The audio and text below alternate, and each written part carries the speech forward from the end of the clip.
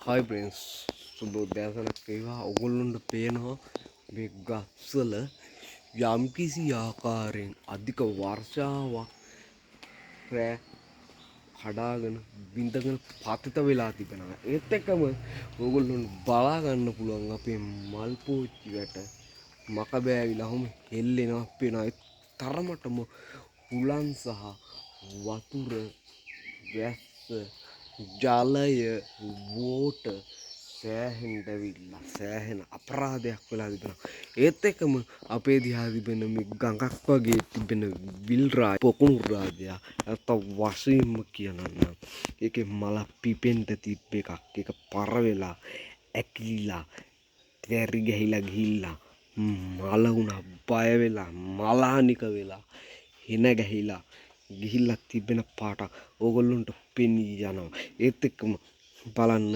අධික වර්ෂාව නිසා අන්න අර වගේ මුල්ලක භයානක කොස්කොල ඒ කියන්නේ ඉදිච්ච කොස්කොල 10ක් 20ක් 30ක් 40ක් 50ක් වගේ තිබෙනවා.